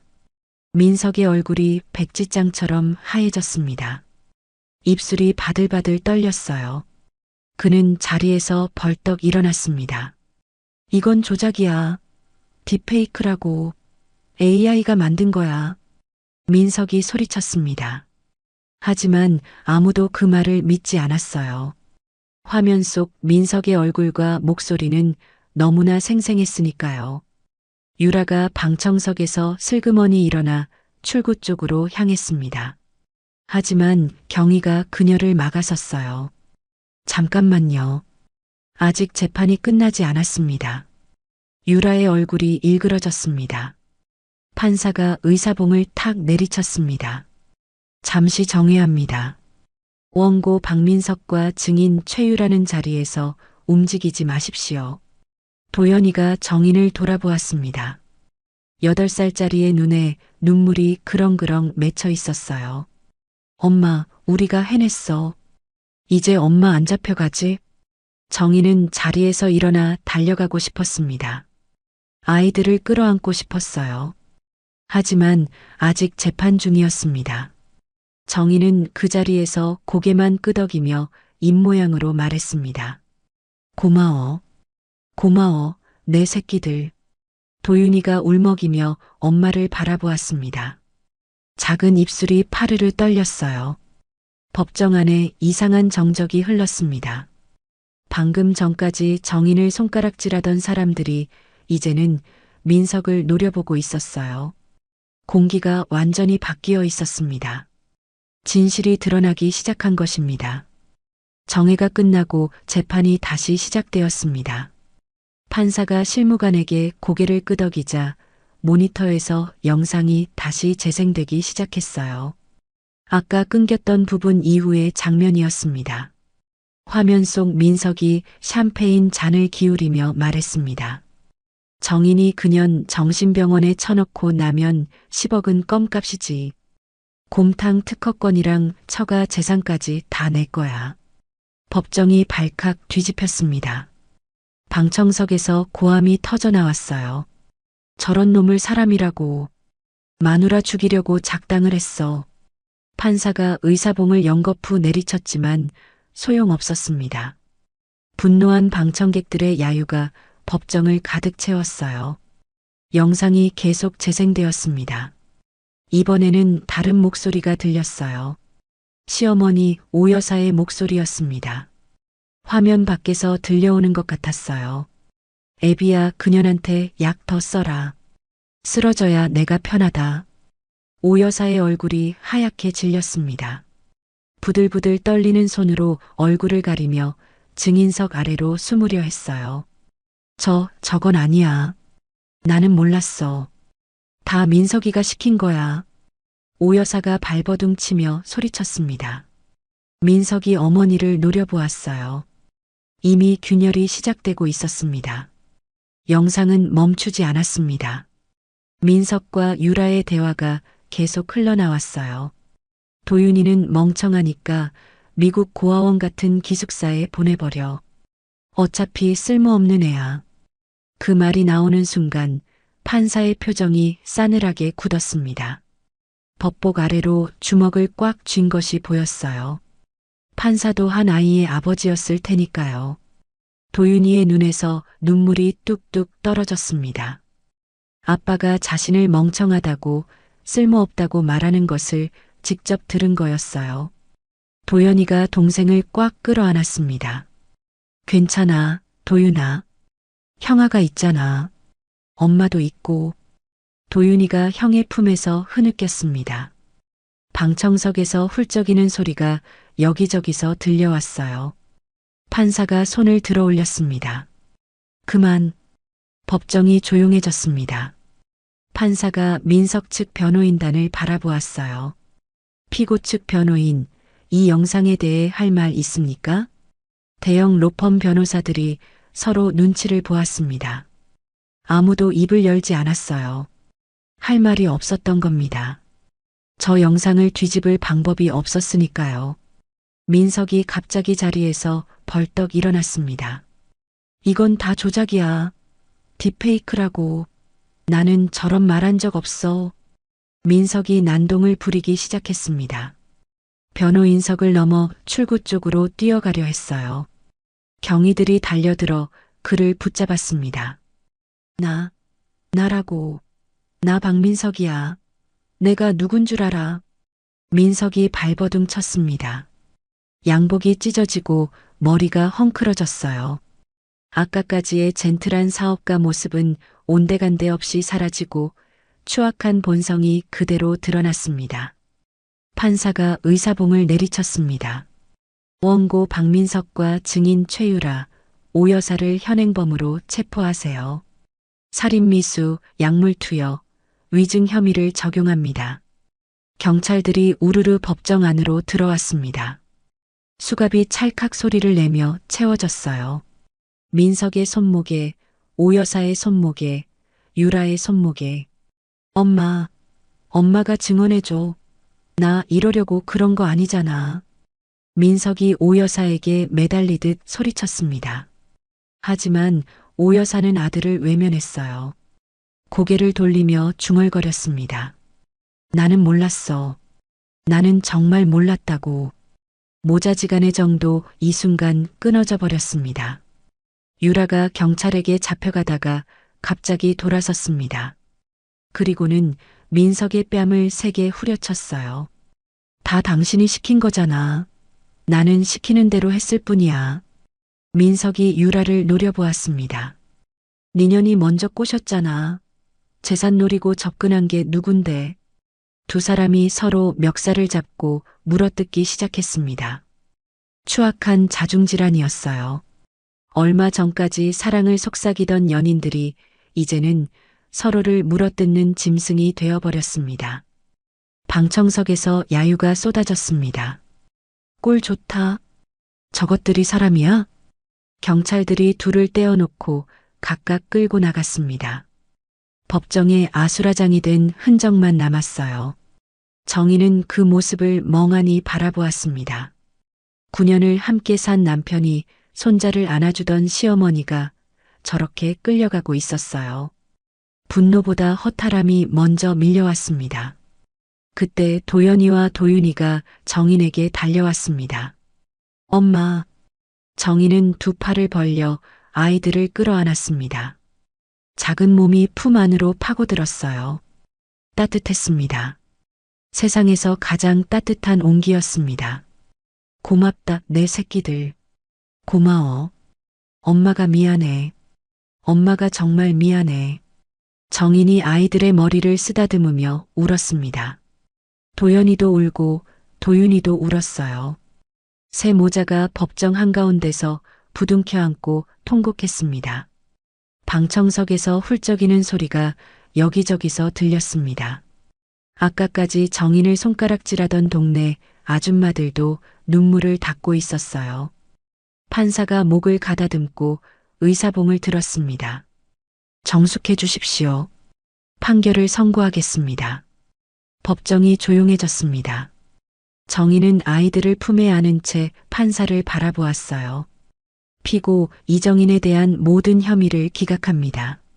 친권과 양육권은 전액 이정인에게 반환하며 원고 박민석이 불법으로 탈취한 재산 일체를 피고에게 돌려주도록 명령합니다. 정인의 눈에서 눈물이 왈칵 쏟아졌습니다. 이긴 거였어요. 드디어 이긴 거였습니다. 판사가 말을 이었습니다. 또한 원고 박민석에게 살인미수, 약물투여, 사기, 재산 횡령 등의 혐의로 징역 15년을 구형하며 공범 최유라와 오 씨에게는 각각 징역 7년 5년을 구형합니다. 방청석에서 박수가 터져나왔습니다. 환호성이 울렸어요. 송 변호사가 정인에게 다가왔습니다. 그의 눈시울도 붉어져 있었어요. 이겼습니다. 정인 씨가 이겼어요. 정인이 송 변호사의 손을 꽉 잡았습니다. 감사합니다. 변호사님 아니었으면 저는 송 변호사가 고개를 저었습니다. 제가 한 게 아닙니다. 저 아이들이 해낸 거예요. 정인이 품 안의 쌍둥이를 내려다보았습니다. 도연이가 눈물 젖은 얼굴로 웃었어요. 엄마, 우리 이제 집에 가자. 정인이 두 아이의 손을 꽉 잡았습니다. 그래, 가자. 우리 집으로 가자. 법정 문을 나서는 새 모자의 뒷모습 위로 오후 햇살이 쏟아졌습니다. 길고 긴 악몽이 끝나고 새로운 시작이 열리고 있었습니다. 6개월이 흘렀습니다. 교도소 식당에서 민석이 밍밍한 국을 떠먹고 있었어요. 숟가락을 입에 넣는 순간 얼굴이 찌푸려졌습니다. 아무 맛도 나지 않았거든요. 민석은 숟가락을 식판에 내동댕이 쳤습니다. 맛이 왜 이래? 이게 국이야? 같은 테이블에 앉은 재소자가 코웃음을 쳤습니다. 야, 마누라 독살하려던 놈이 밥 타령이야? 거기다 친자식까지 버리려고 했으면서. 다른 재소자가 거들었어요. 그래, 네 마누라가 끓인 곰탕이 그립냐? 그 곰탕 먹고 싶으면 15년 있다가 나가서 사 먹어. 민석은 아무 말도 하지 못했습니다. 고개를 떨구고 밍밍한 국물을 억지로 삼켰어요. 눈가에 눈물이 맺혔습니다. 정인아, 곰탕 좀. 민석이 중얼거렸습니다. 하지만 그 목소리를 들어주는 사람은 아무도 없었어요. 같은 시각 시장 골목에서 오 여사가 장을 보고 있었습니다. 집행유예로 풀려났지만 갈 곳이 없었어요. 재산은 다 며느리에게 돌아갔고 친척들은 연락을 끊었습니다. 좁은 원룸에서 혼자 살고 있었어요. 오 여사가 채소 가게 앞을 지나가려는데 상인 아주머니가 소리쳤습니다. 어머, 저거 며느리 독살하려던 시어머니 아냐? 순식간에 사람들이 몰려들었습니다. 누군가 굵은 소금을 집어 오 여사에게 뿌렸어요. 재수옴 붙는다. 꺼져. 오 여사가 뿌린 그 소금이 고스란히 자신에게 돌아온 거였습니다. 오 여사는 비명을 지르며 도망치다가 생선 가게 앞에서 미끄러져 넘어졌어요. 비린내 나는 무릉덩이에 옷이 흠뻑 젖었습니다. 꼴 좋다. 인과응보야, 인과응보. 사람들의 조롱이 쏟아졌습니다. 오 여사는 울면서 시장을 빠져나갔어요. 그날 밤 오 여사는 좁은 원룸에서 컵라면을 먹으며 TV를 보고 있었습니다. 화면에 익숙한 간판이 비쳤어요. 100년 전통 이간의 곰탕이라는 간판이었습니다. 오늘의 화제, 법정 실화를 이겨낸 곰탕집 모자, 재기의 아이콘으로 떠올라 TV 속에서 정인이 환하게 웃으며 인터뷰하고 있었어요. 옆에는 쌍둥이가 나란히 서 있었습니다. 오 여사는 TV를 끄고 어둠 속에서 혼자 앉아 있었습니다. 텅 빈 방에 컵라면 냄새만 퀴퀴하게 남아 있었어요. 최유라도 비슷한 처지였습니다. 징역 7년을 선고받았지만 항소심에서 5년으로 감형되었어요. 하지만 그 전에 그녀의 인생은 이미 끝나 있었습니다. 인터넷에 신상이 털린 유라는 감옥에 가기 전 길거리에서 계란 세례를 맞았어요. SNS에는 살인 미수녀, 남의 가정 파탄녀라는 댓글이 수만 개 달렸습니다. 화려했던 인플루언서의 삶은 산산조각이 났습니다. 그녀가 그토록 자랑하던 명품도 팔로워도 전부 사라졌어요. 한편 서울 외곽의 작은 골목에서는 새 간판이 올라가고 있었습니다. 100년 전통 이간의 곰탕. 정인이 간판을 올려다보며 눈시울을 붉혔습니다. 드디어 다시 시작이었어요. 어머니에게 물려받은 그 이름을 다시 세상에 내걸 수 있게 되었습니다. 가게 앞에는 화환이 줄지어 서 있었어요. 급식소 할머니가 보낸 화환, 송 변호사가 보낸 화환, 그리고 이름 모를 응원자들이 보낸 화환까지. 개업 첫날 급식소 할머니가 가장 먼저 찾아왔습니다. 아이고, 우리 정인이. 내가 첫 손님이다. 할머니가 정인을 끌어안았어요. 정인이 울컥하며 말했습니다. 할머니, 그때 저 안 걷어주셨으면 저는. 됐어, 됐어. 다 지나간 일이야. 어서 곰탕이나 한 그릇 줘. 정인이 정성껏 끓인 곰탕을 내왔습니다. 할머니가 한 숟갈 떠먹더니 눈을 감았어요. 아이고, 이 맛이여. 이 맛이야. 송 변호사도 찾아왔습니다. 여전히 허름한 차림이었지만 얼굴에는 환한 미소가 가득했어요. 특대 곰탕 하나요. 정인이 웃으며 곰탕을 내왔습니다. 송 변호사가 그릇을 깨끗이 비우고 엄지를 치켜 세웠어요. 역시 이 맛이야. 30년 전 그 맛이 그대로야. 정인이 서비스로 수육 한 접시를 더 내왔습니다. 변호사님 아니었으면 저는 아직도 찜질방에서 헤매고 있었을 거예요. 송 변호사가 손을 저었습니다. 곰탕 값으로 다 받았어요. 앞으로 자주 올 테니까 단골 대접해 주세요. 가게 문이 열리며 쌍둥이가 뛰어들어왔습니다. 똑같은 앞치마를 두르고 있었어요. 엄마, 손님 왔어요. 도연이와 도윤이가 가게 앞에 서서 호객행위를 하고 있었습니다. 우리 엄마 곰탕 먹으면 머리 좋아져요. 감기도 낫고 피부도 좋아져요. 지나가던 손님들이 웃으며 가게 안을 들여다보았어요. 어머, 저 아이들 너무 귀여워. 저 쌍둥이가 그 유명한 애들이래. 법정에서 엄마 구한 애들. 세상에 대단하다. 어서 들어가서 곰탕 먹자. 손님들이 줄을 서기 시작했습니다. 정희는 눈물이 날 것 같았어요. 그 오랜 고통의 시간이 드디어 끝나고 새로운 행복이 시작되고 있었습니다. 한 달 뒤 정희는 병원을 찾았습니다. 정기검진을 받기 위해서였어요. 의사가 검사 결과를 보며 고개를 끄덕였습니다. 완전히 정상입니다.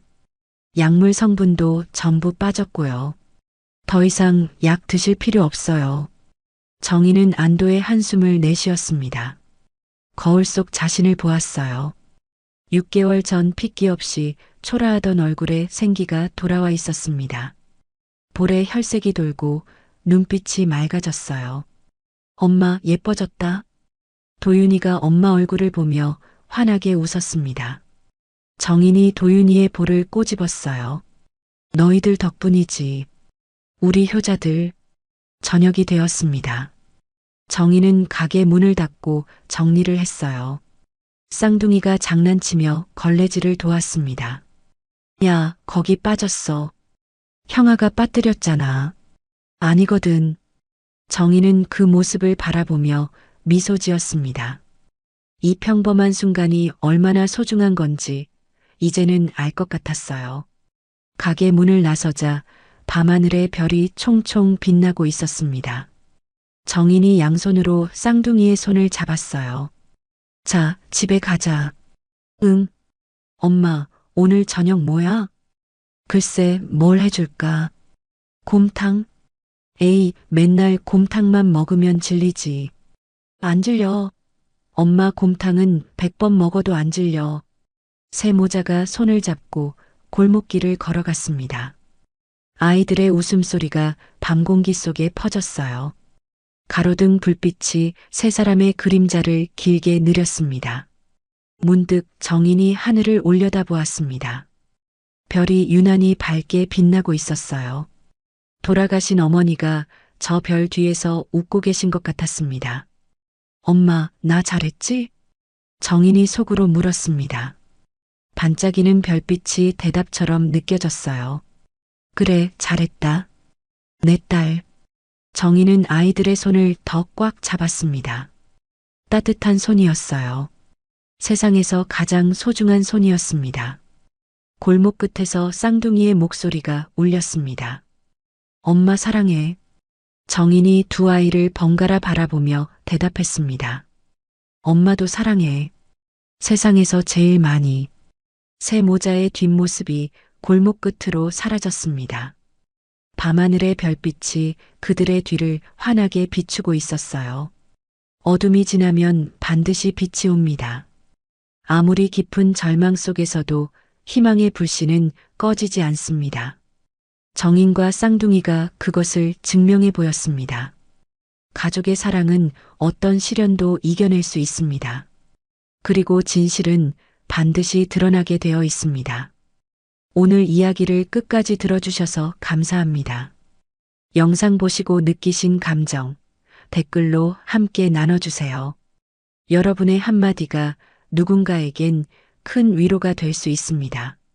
영상이 마음에 드셨다면 구독과 좋아요로 응원 부탁드립니다.